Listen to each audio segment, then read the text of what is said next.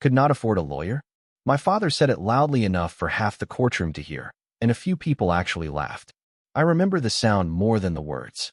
Not because it hurt my feelings, but because it told me exactly how confident he was. He believed he had already won. He believed the woman sitting alone at the plaintiff's table had come to court with nothing but hope. He was wrong. The courthouse in Harrisburg, Pennsylvania, was colder than I expected that morning. I sat quietly at my table, smoothing the edges of a worn manila envelope that had traveled with me for months. Across the room, my father, Harold Whitaker, sat beside an expensive attorney wearing a tailored navy suit. He looked comfortable, relaxed, almost cheerful. Beside him sat his wife Claire, perfectly composed, her hands folded neatly in her lap. If someone had walked into that courtroom without knowing the story, they might have mistaken them for the victims. I did not answer my father's comment.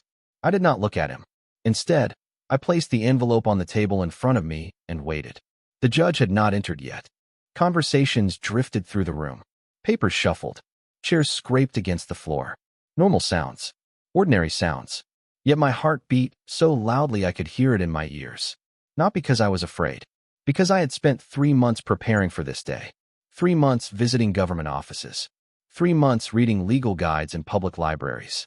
3 months learning things I never expected to learn at 67 years old. A court clerk stepped forward and asked everyone to rise. The room became still. Judge Evelyn Brooks entered and took her seat. Her expression revealed nothing. She reviewed documents while attorneys introduced themselves. Then the hearing began. Harold's attorney spoke first. He sounded polished and confident. According to him, the disputed property transfer had been completed legally years ago. According to him, all necessary signatures had been obtained. According to him, there was no real dispute at all. I listened quietly. Occasionally, the attorney glanced toward me as if expecting an interruption. He never received one. When it was my turn, I stood slowly. No dramatic speech. No emotional appeal.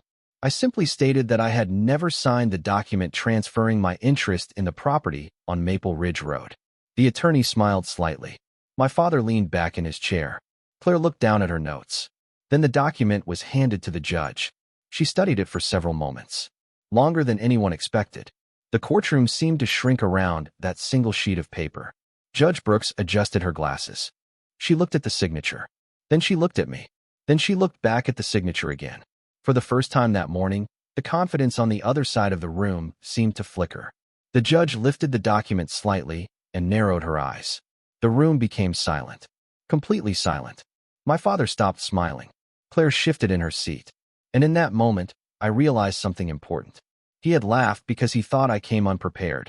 He did not know I had spent months searching for the truth.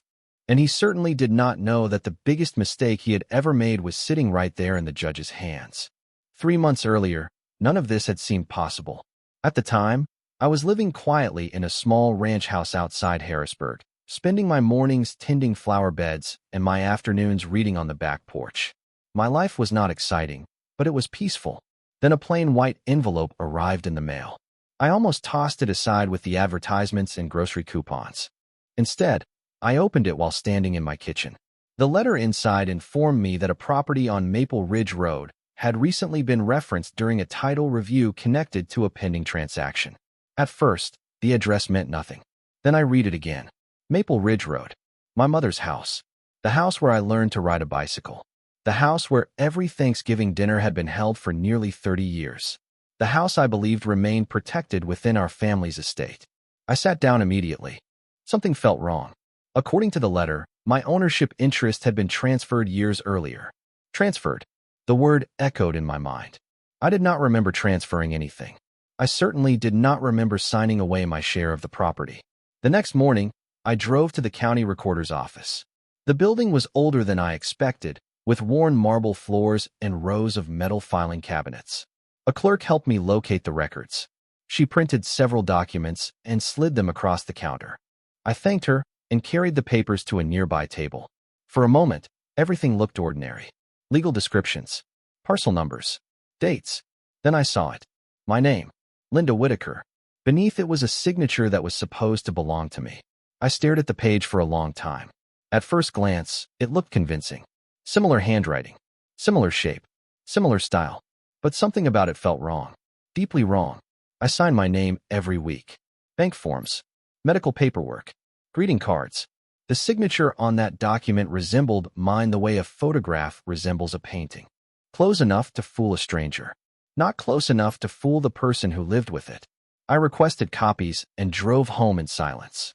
That evening, I opened a desk drawer filled with old papers, tax returns, insurance forms, Christmas cards, anything containing my authentic signature. By midnight, my dining room table was covered with documents. I compared each one carefully.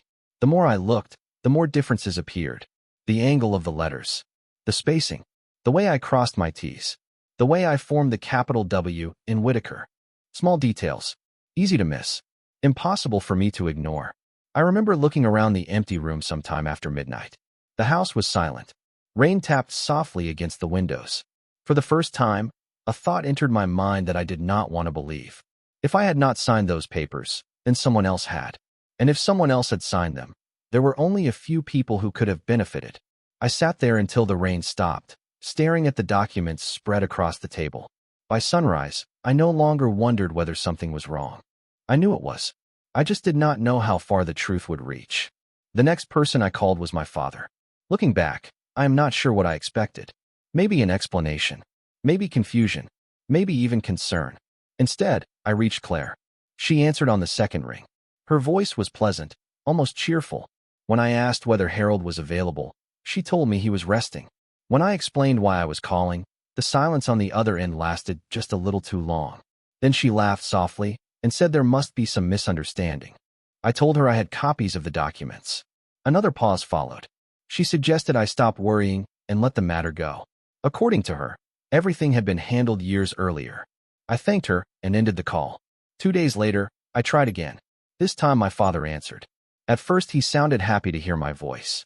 We spoke briefly about the weather and a recent baseball game. Then I mentioned the property on Maple Ridge Road. The warmth disappeared instantly. He told me the transfer had been completed years ago. I asked when. He could not remember. I asked where I had signed the documents. He could not remember that either. When I asked why I had never received copies, he became irritated. Finally, he said something that stayed with me for weeks. He said, "You always make things more complicated than they need to be." Then he ended the call. I sat at my kitchen table staring at my phone. Outside, a lawn mower hummed somewhere down the street. A dog barked in the distance. Ordinary sounds. Yet nothing felt ordinary anymore. Over the following weeks, I started noticing patterns I had ignored for years. Every important conversation seemed to pass through Claire first. Every family update came from Claire. Every decision somehow involved Claire. Even holiday gatherings had gradually changed. Invitations became shorter. Information arrived later. Questions were redirected. It was as if a wall had slowly been built between my father and everyone else, one brick at a time. I pulled out old family photographs and spread them across the dining room table. In the earlier pictures, my father stood beside my mother, smiling naturally. In the newer photographs, Claire stood at the center of everything. My father was still there, but somehow farther away. The realization left me with a feeling I struggled to describe. It was not anger. It was grief. Grief for conversations that never happened. Grief for trust that disappeared without warning. One afternoon, I drove past the Maple Ridge property. The house looked smaller than I remembered. The white paint was fading. The porch sagged slightly near one corner. Yet the sight of it brought back dozens of memories. My mother planting flowers near the front walkway. Summer cookouts. Christmas lights hanging from the roofline. I sat in my car for nearly 20 minutes watching the house. Then I looked down at the copied documents resting on the passenger seat. For the first time, I stopped asking whether something dishonest had happened. A different question took its place. Who had arranged it? Because somewhere between my father's vague answers and Claire's carefully chosen words, I had started to suspect that the signature was only the beginning. The breakthrough came from a place I never expected. A week after visiting the Maple Ridge property, I returned to the county recorder's office to request additional records. I had no grand strategy. I was simply following every thread I could find. The clerk recognized me from my earlier visit and pointed me towards several related filings connected to the transfer. Most of them contained information I had already seen. Then I noticed a name. It appeared near the bottom of one document beside a notary certification. I wrote it down immediately. On the drive home, I kept glancing at the note resting on the passenger seat. The name meant nothing to me, but something about seeing an actual person attached to the paperwork made the entire situation feel more real. Until then, the forged signature had existed as a mystery. Now there was a trail. That evening, I searched through old family records and calendars. At first I found nothing. Then, tucked inside a drawer filled with receipts and greeting cards, I discovered a notebook where I had occasionally written important appointments. The date listed on the transfer document caught my attention. According to the paperwork, I had supposedly signed away my interest in the property on a Wednesday afternoon. I stared at the date for several seconds. Then I opened the notebook. On that exact day, I had been nearly 100 miles away attending a medical appointment in Pittsburgh. I still had the appointment card. I still had the receipt from the parking garage. I sat back in my chair and looked around the room. For the first time, I was not relying on memory.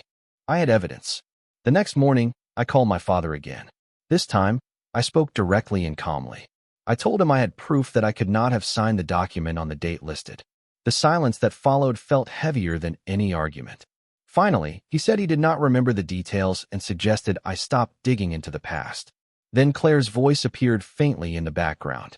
I could not hear the words, but I recognized the tone. A few moments later, my father ended the conversation. I placed the phone down slowly. What troubled me most was not what he said. It was what he did not say. He never once expressed surprise. He never asked to see the evidence. He never questioned how such a mistake could have happened. Over the following days, I began noticing another pattern. Every road led back to Claire. The mailing address connected to several filings matched the address she used for other family matters. Phone numbers on certain forms belonged to accounts she managed. Even the appointment connected to the transfer appeared to have been scheduled through information linked to her. None of it proved wrongdoing. Not yet. But the picture growing in front of me looked very different from the story I had been told. One rainy afternoon, I spread every document across my dining room table again. The room looked like a small investigation office. Pages covered every surface. Colored notes marked important details. As thunder rolled outside, I stood staring at the evidence. Months earlier, I thought I was searching for an explanation. Now I was searching for the person who believed I would never ask questions. And for the first time, I started to believe that person had badly underestimated me. By that point, my dining room no longer looked like part of a home. It looked like a workspace built around a single question. Every morning, I sat at the same chair with a cup of coffee and another stack of papers. I highlighted dates, compared signatures, followed addresses. The more I learned, the less complicated the situation appeared. In fact, it became surprisingly simple. Someone had counted on me being intimidated by official documents. Someone had assumed I would see legal language, become overwhelmed, and walk away. What they did not understand was that I had spent most of my life solving problems, raising children, managing a household, caring for aging relatives. Those experiences may not come with law degrees, but they teach persistence. One afternoon, I visited the public library and checked out several books about property transfers and probate records. I sat near a large window overlooking the parking lot while rain tapped against the glass. Around me, students studied quietly and retirees read newspapers. I felt strangely comfortable there. Nobody knew why I was reading legal materials. Nobody cared. For the first time since this started, I was not reacting emotionally. I was learning. A few days later, I discovered another detail buried inside a filing. The transfer had not happened during a period when my father was handling most family business. It occurred during a time when Claire was actively managing appointments, correspondence, and paperwork for nearly everything connected to their household. Again, it was not proof, but it was another thread leading in the same direction. Around that time, I started hearing from relatives. News travels quickly in families, especially when property is involved. Some called out of concern. Others called out of curiosity. A few suggested I should let the matter go. One cousin told me that challenging family decisions would only create more division. I listened politely. Then I asked a simple question. If someone transferred your ownership without your permission, would you ignore it? Most people changed the subject. What surprised me most was my father's response to all of this. He never called to ask what I had found. He never requested copies of the documents. He never expressed interest in resolving the confusion. Instead, every conversation ended the same way. He wanted me to stop looking, stop asking, stop investigating. The harder he pushed, the more convinced I became that I was moving in the right direction. One evening, while reviewing records for what felt like the 100th time, I noticed a name that had appeared before. It belonged to the notary connected to the transfer. This time, however, I found an old address attached to the record. I stared at it for several seconds. The person had retired years earlier, but the address was still listed. My pulse quickened slightly. Up until now, every piece of evidence had come from paper, forms, dates, signatures, filing records. For the first time, there was a chance to speak with an actual person who might remember what happened. I wrote the address on a yellow legal pad and placed it beside my car keys. The next morning, I planned to make the drive. I did not know whether the notary would answer the door. I did not know whether they would remember anything at all. But after weeks of following documents, I was finally about to follow a witness. The address led me to a quiet neighborhood nearly an hour outside Harrisburg. The houses were modest and well kept, with wide porches and mature oak trees lining the streets. I arrived just after 10 in the morning and sat in my car for a moment, looking at the small brick home where the retired notary supposedly lived. Part of me worried the trip would accomplish nothing. Records can survive for decades. Memories rarely do. Still, I had come too far to turn around. I walked to the front door and rang the bell. After a few moments, an elderly woman answered. Her name matched the one on the documents. I introduced myself and apologized for the unexpected visit. When I mentioned the Maple Ridge property transfer, her expression changed slightly. Not alarm, recognition. She invited me onto the porch and listened quietly as I explained why I was there. When I showed her copies of the paperwork, she adjusted her glasses and studied the pages carefully. Several minutes passed before she spoke. She told me she had retired years ago and could not possibly remember every document she notarized. That was not surprising. Then she pointed to the signature page. She said something about it felt familiar. I felt my pulse quicken. She leaned back in her chair and closed her eyes for a moment as if searching through old memories. Finally, she said she vaguely remembered that appointment because there had been confusion about identification. According to her recollection, the woman signing the document had not presented the type of identification normally required. The details were blurry, but one thing stood out. She remembered a man insisting everything was fine because the signer was family. I did not speak. I simply listened. The woman apologized repeatedly, explaining that years had passed and she could not swear to every detail. Even so, her memory aligned with concerns I had carried for months. Before I left, she agreed to write a brief statement describing what she remembered and what she did not remember. It was not dramatic. It was not a confession. It was simply an honest account from someone with no reason to take sides. On the drive home, the statement rested on the passenger seat beside the other documents. For the first time since this began, I felt something stronger than suspicion. I felt direction. That evening, I spread everything across my dining room table once again. The appointment records from Pittsburgh, my authentic signatures, the transfer documents, the notary statement. Piece by piece, the puzzle was beginning to form a picture. Not a complete picture, but enough to understand why certain people wanted me to stop asking questions. Later that night, my phone rang. The caller identification displayed my father's number. I answered immediately. His voice sounded strained. He asked whether I was still pursuing the matter. I told him I was. A long silence followed. Then he said something that surprised me. He did not tell me I was wrong. He did not defend the documents. He only said that some things were better left in the past. After the call ended, I sat alone in the quiet house staring at the phone. Innocent people usually want the truth to come out. That conversation told me more than any document ever could. The weeks leading up to the hearing passed faster than I expected. Once the paperwork was filed, the situation took on a life of its own. Deadlines appeared. Notices arrived in the mail. Responses were submitted. For the first time since discovering the transfer, I was no longer investigating alone at my dining room table. The matter now existed inside a legal process that neither my father nor Claire could simply ignore. What surprised me most was how quickly attitudes changed. Relatives who had once encouraged me to let everything go suddenly became cautious. Some stopped calling altogether. Others called more often, asking careful questions without revealing what they really wanted to know. I listened politely, but shared very little. I had learned an important lesson over the previous months. Information travels in families much faster than truth. One afternoon, I received a thick envelope from my father's attorney. Inside were copies of filings and legal arguments defending the transfer. I sat at my kitchen table reading every page. The language was formal and intimidating. At least it was designed to be. Years earlier, I might have stopped after the first few paragraphs. Now I kept reading. By the time I reached the final page, I noticed something interesting. Despite dozens of pages of explanations, there was still no clear answer to the simplest question. When had I actually signed the document? The argument focused on procedure, assumptions, and technical details. The one thing it could not provide was proof that I had been present. That realization strengthened my confidence. A few days later, I visited the courthouse to familiarize myself with the building before the hearing. I did not want the experience to feel overwhelming on the actual day. The hallways smelled faintly of old paper and polished wood.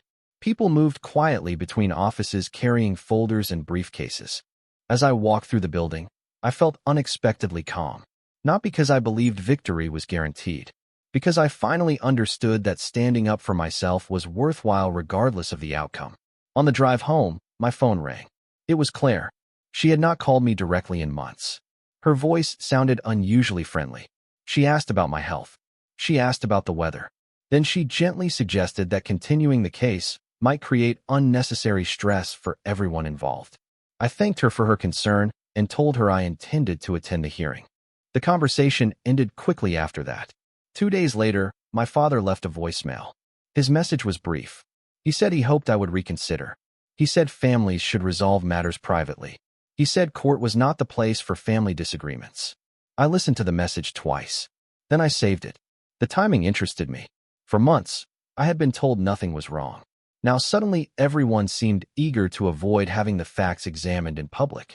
The night before the hearing, I organized my documents one final time. The appointment records from Pittsburgh, the signature comparisons, the notary statement.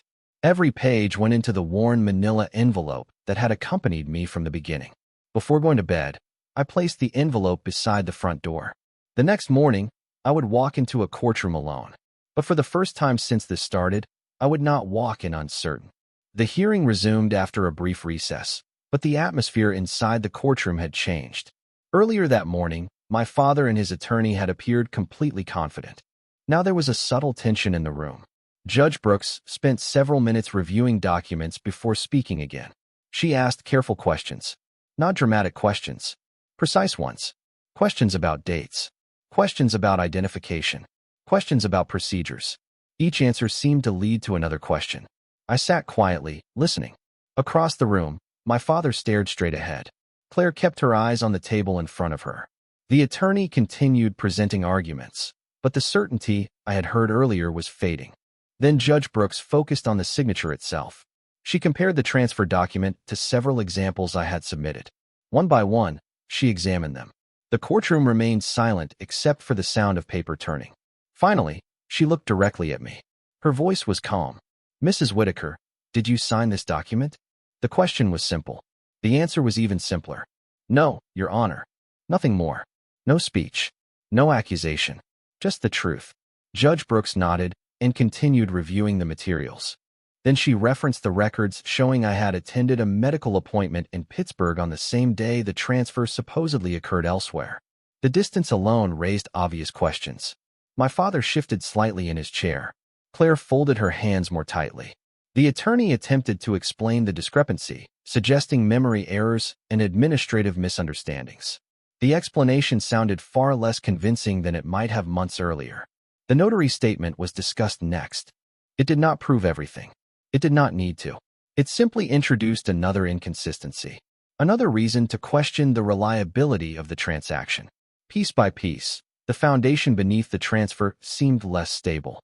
I remember glancing toward the gallery. Several people sat quietly observing the proceedings. Nobody looked entertained anymore. Nobody looked confident about the outcome. The case had become what it should have been from the beginning, a search for facts. As the afternoon continued, Judge Brooks asked additional questions about how the transfer had been arranged. Some answers were clear. Others were noticeably vague. Certain details that should have been easy to explain suddenly seemed difficult for people to remember. That contrast did not go unnoticed. Near the end of the session, The judge gathered the documents into a neat stack and sat silently for several moments. Nobody spoke. Nobody moved. The entire courtroom seemed to be waiting for the same thing. Finally, Judge Brooks looked up. Her expression revealed nothing, but her next words changed everything. She stated that significant questions remained regarding the authenticity of the signature and the circumstances surrounding the transfer. She ordered additional review and further examination of the documents before any final determination could be made. A quiet murmur passed through the room. It was not a victory. Not yet. But it was something equally important. The transfer was no longer being accepted at face value. For the first time since this began, the truth had a place at the table. As people started gathering their belongings, I looked across the courtroom. My father did not smile. Claire avoided my eyes.